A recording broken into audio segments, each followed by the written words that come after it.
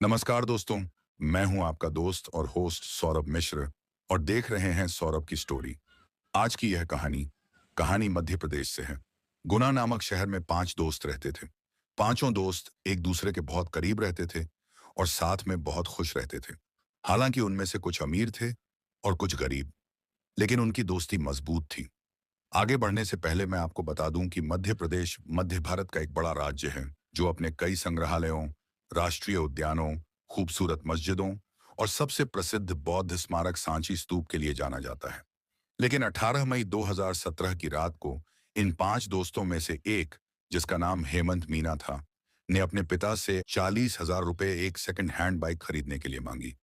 हेमंत के पिता अंतर सिंह मीना सिंचाई विभाग में एक कार्यालय अधीक्षक थे। हेमंत अपने पिता से बार बार बाइक मांग रहा था, लेकिन हेमंत अभी नाबालिग था, इसलिए उसके पिता उसे इतनी कम उम्र में बाइक दिलाने में हिचकिचा रहे थे।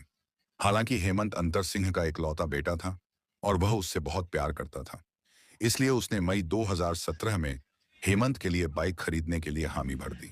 हेमंत ने पहले ही बाइक देख ली थी और उसके सारे कागज भी चेक कर लिए थे। अब हेमंत ने अपने पिता से पैसे लिए और अपने 4 दोस्तों में से एक हनी डोबी को साथ लेकर बाइक लेने चला गया। अब योजना अनुसार उसे 1 घंटे में बाइक लेकर घर लौटना था, लेकिन उस रात दिनेश हेमंत घर नहीं लौटा। यह देखकर हेमंत के माता पिता चिंतित हो गए, खासकर तब जब बहुत अंधेरा हो चुका था। इसलिए अंतर सिंह ने हेमंत के दोस्त हनी डोबी को फोन किया, लेकिन हनी ने उससे कहा, अंकल हेमंत ने मुझे बहुत देर पहले मेरे घर छोड़ा था और अपने घर चला गया। इसके बाद अंतर सिंह अपने बेटे हेमंत को कस्बे में तलाशते हैं, लेकिन उसका कोई सुराग नहीं मिलता। उनके पास पुलिस से मदद मांगने के अलावा कोई दूसरा विकल्प नहीं है। इसलिए वे देर रात पुलिस स्टेशन जाते हैं और गुमशुदगी की रिपोर्ट दर्ज कराते हैं, जिसमें लिखा होता है कि उनका बेटा शाम को 40,000 रुपये लेकर घर से निकला था, लेकिन वापस नहीं लौटा और उन्हें उसके ठिकाने के बारे में कोई सुराग नहीं है। शुरू में तो पुलिस इस मामले को बहुत गंभीरता से नहीं लेती, लेकिन 19 मई को स्थिति बदल जाती है, जब हेमंत के पिता को एक फोन आता है। 19 मई को अचानक अंतर सिंह को हेमंत के फोन से एक कॉल आती है, लेकिन यह हेमंत नहीं बोल रहा होता है। दूसरी तरफ से एक आदमी कहता है, हमने आपके बेटे का अपहरण कर लिया है और वह अब हमारे पास है। अगर आप उसे बचाना चाहते हैं तो हमें 50 लाख दे दो, नहीं तो हम उसे मार देंगे। यह सुनकर हेमंत के पिता बहुत डर जाते हैं और अपहरणकर्ता से कहते हैं, मेरे बेटे को नुकसान मत पहुंचाना, मैं तुम्हें 50 लाख दूंगा। लेकिन जैसे ही अंतर सिंह अपहरणकर्ता से फोन काटता है, वह भागकर पुलिस स्टेशन पहुंच जाता है और उन्हें सारी बात बता देता है। तभी पुलिस और भी सतर्क हो जाती है, क्योंकि मामला अब अपहरण के मामले में तब्दील हो चुका है। सबसे पहले पुलिस हेमंत के मोबाइल का पता लगाने के लिए उसके फोन नंबर को ट्रेस करती है, और जब वे हेमंत के कॉल को ट्रेस करते हैं तो उन्हें पता चलता है कि कॉल इंदौर शहर से की गई थी। इंदौर मध्य प्रदेश राज्य का एक खूबसूरत शहर है, लेकिन यह हेमंत के घर से लगभग 175 मील दूर है। अब पुलिस गुनाह में हेमंत को जानने वाले लोगों से पूछताछ शुरू करती है और जांच के लिए एक टीम इंदौर भेजती है। इस बीच पुलिस को पता चलता है कि हेमंत के 4 दोस्त थे और उनमें से सभी के बीच बहुत गहरी दोस्ती थी। इसलिए पुलिस उसके सभी दोस्तों से एक एक करके पूछताछ शुरू करती है। हालांकि इस पूछताछ के दौरान पुलिस को हेमंत का दोस्त रतिक नामदेव कहीं नहीं मिल पाता। अब हेमंत के साथ रतिक की भी काफी तलाश की जाती है, लेकिन उसका कहीं पता नहीं चलता। एक समय तो पुलिस को यह भी शक हो जाता है कि हेमंत के लापता होने में रतिक का हाथ हो सकता है। इन सब के बीच 19 मई को एक अज्ञात व्यक्ति पुलिस स्टेशन में फोन करके गुनाह के जंगल में एक जली हुई लाश देखने की सूचना देता है। यह सुनकर पुलिस तुरंत जंगल में जाती है और पाती है कि लाश को पेट्रोल से जला दिया गया है। यह पता चलने पर पुलिस घबरा जाती है, क्योंकि इसी शहर में 2 युवक लापता थे और अब उन्हें यह पता लगाना है कि यह किसकी लाश है। इसीलिए लाश को पहचान के लिए फोरेंसिक लैब भेजा जाता है, जहां पुष्टि होती है कि यह ऋतिक नामदेव की लाश है। जिस व्यक्ति पर पुलिस को शक था, ऋतिक अब जंगल में बुरी हालत में मृत पाया गया है। ऋतिक की लाश मिलने से पुलिस विभाग और हेमंत के घर दोनों में ही हड़कंप मच गया है, क्योंकि हेमंत पूरे 1 दिन से लापता है और उसका कोई सुराग नहीं है। चौंकाने वाली बात यह है कि जब पुलिस को ऋतिक की लाश मिली तो पास में एक फोन पड़ा था और वह हेमंत का था। अब सभी का मानना है कि हेमंत के अपहरण के बाद ऋतिक ने ही हेमंत के पिता को फोन कर फिरौती मांगी थी। हालांकि पुलिस को अब हेमंत के बाकी 3 दोस्तों पर भी शक है, क्योंकि ऋतिक अकेले हेमंत का अपहरण नहीं कर सकता था। इसीलिए पुलिस हेमंत के दोस्तों से दोबारा पूछताछ करने की योजना बना रही थी। गौरतलब है कि हेमंत ने अभी अभी 9वीं कक्षा पास की थी। हनी डूबी अभी 10वीं कक्षा में था। ऋतिक ने 10वीं कक्षा पूरी करने के बाद स्कूल छोड़ दिया था और हेमंत का एक और दोस्त लोकेश लौढ़ा भी 10वीं कक्षा के बाद स्कूल छोड़ चुका था। ग्रुप का 5वां सदस्य सबसे ज्यादा पढ़ा लिखा था, लेकिन उसका नाम नहीं बताया गया है। इसके बाद पुलिस हेमंत के दोस्त हनी डूबी से बात करती है। हनी का कहना है कि मैं 18 मई की रात हेमंत के साथ बाइक लेने गई थी, लेकिन बाद में उसने मुझे मेरे घर पर छोड़ दिया और अपने घर चला गया। हालांकि अगले ही दिन पुलिस को एक और झटका लगता है। 20 मई को उन्हें गुनाह के उसी जंगल में लोकेश का शव मिलता है और उसका शव भी रतिक के शव जैसी ही हालत में होता है। रतिक और लोकेश के शव जले हुए पाए गए और उनका गला रेत दिया गया था। इस घटना के बाद पुलिस को संदेह होने लगा कि हेमंत के लापता होने के लिए जो भी जिम्मेदार है, उसकी भी हत्या की जा रही है। इससे पुलिस को डर लगने लगा क्योंकि हेमंत अभी भी लापता था। उसके 2 दोस्तों की हत्या हो चुकी थी और उनके समूह के केवल 2 लड़के ही जीवित बचे थे। इस बीच लोकेश का शव मिलने के बाद हेमंत के माता-पिता पुलिस से चिंतित और नाराज हो गए क्योंकि उनके बेटे के ठिकाने के बारे में 3 दिन से कोई सुराग नहीं मिल रहा था। पुलिस ने फिर हेमंत के आखिरी दोस्त से पूछताछ की, लेकिन उसने उन्हें बताया कि हालांकि वे अच्छे दोस्त थे, लेकिन उसने पिछले कुछ दिनों में हेमंत को नहीं देखा था। उसने पुलिस को यह भी बताया कि वह 18, 19 और 20 मई को घर पर था। जब पुलिस ने उसके बयान की पुष्टि की, तो उन्होंने पाया कि वह सच बोल रहा था। इसलिए उन्होंने उसे संदेह से मुक्त कर दिया। अब हेमंत का एकमात्र बचा हुआ दोस्त हनी डूबी था। जब पुलिस ने उससे तीसरी बार पूछताछ की, तो उनका शक गहरा गया। इस दौरान पुलिस को पता चला कि हनी डूबी की मां से पूछताछ करने से हेमंत के अपहरण का मामला सुलझ सकता है। नतीजतन पुलिस ने हनी डूबी की मां पूनम डूबी की पृष्ठभूमि की जांच शुरू की। यहाँ पुलिस को पता चला कि पूनम डूबी काफी ताकतवर है और उसके घर कई अपराधियों का आना जाना लगा रहता है। यह पता चलने के बाद पुलिस ने फैसला किया कि वे मां और बेटे दोनों से एक साथ पूछताछ करेंगे। वे मां और बेटे दोनों को उनके घर से थाने ले गए और उनसे सामान्य तरीके से पूछताछ शुरू की। पहले तो दोनों ने सारी बातों से इनकार किया, लेकिन जब पुलिस ने उनसे सख्ती से पूछताछ शुरू की, तो चंद मिनटों में ही उन्होंने ऐसी कहानी बताई जिसे सुनकर आप सभी हैरान रह जाएंगे। इसके बाद पुलिस दोनों संदिग्धों को वापस वापस गुनाह के जंगलों में ले गई, जहां इस बार उन्हें हेमंत का शव मिला। कई दिनों तक जंगल में शव पड़ा रहने के कारण वह बुरी तरह सड़ चुका था और शरीर के कुछ अंग इधर-उधर बिखरे मिले। जिस लड़के की पुलिस इतने दिनों से तलाश कर रही थी, वह आखिरकार जंगल में अपने 2 दोस्तों के शवों के साथ मिल गया। इसके अलावा पूनम और उसके बेटे हनी डूबी ने पुलिस को जो कहानी बताई, वह कुछ इस तरह थी। पूनम अपने पति से अलग अपने बेटे हनी डूबी के साथ रहती थी। हालांकि पूनम डूबी एक अच्छी जिंदगी जीना चाहती थी और इसके लिए उसे पैसों की जरूरत थी। इसलिए वह पैसों के लिए काफी लालची थी।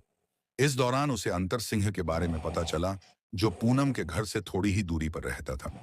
पूनम को पता चला कि अंतर सिंह सरकारी नौकरी करता है और उसकी आर्थिक स्थिति भी अच्छी है। तभी से पूनम ने तय कर लिया कि वह अंतर सिंह से दोस्ती करेगी।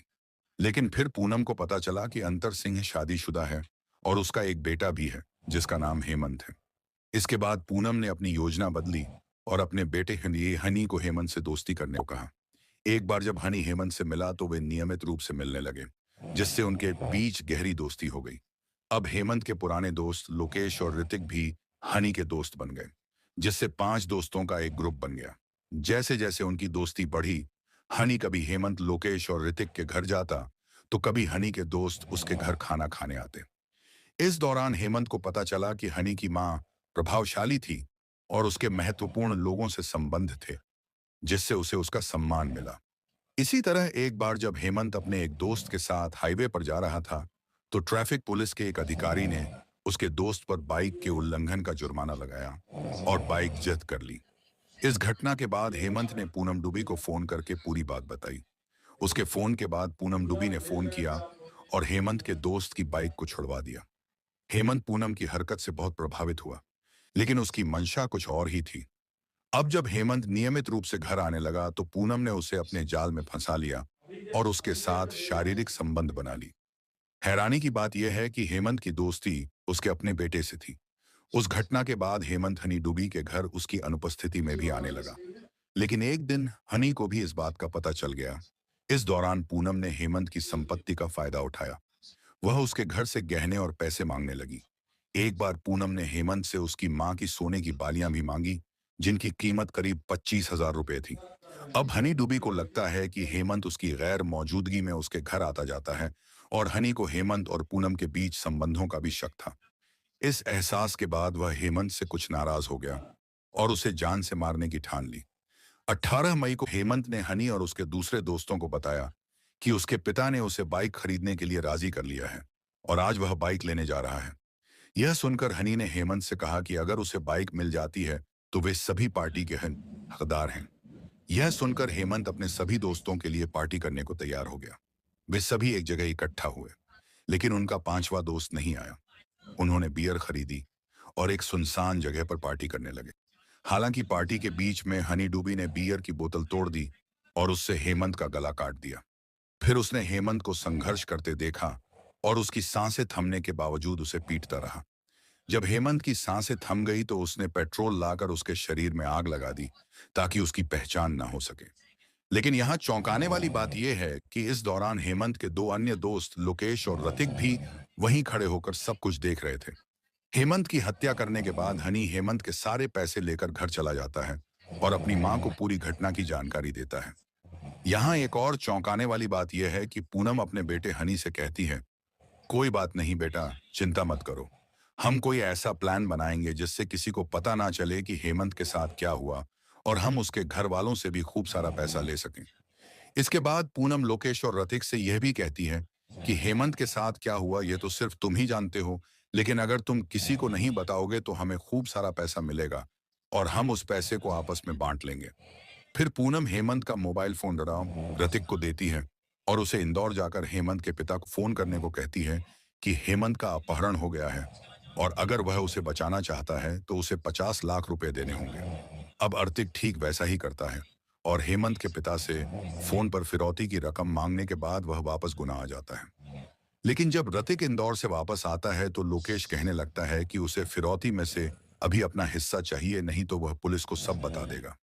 जब पूनम को इस बारे में पता चलता है तो वह लोकेश को भी मारने का फैसला करती है।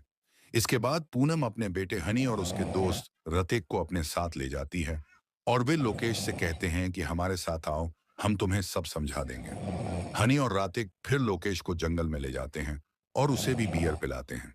जब वह नशे में हो जाता है तो वे उसे वहीं मार भी देते हैं ताकि वह पुलिस तक ना पहुंचे, और फिर उसकी लाश को भी जला दिया जाता है।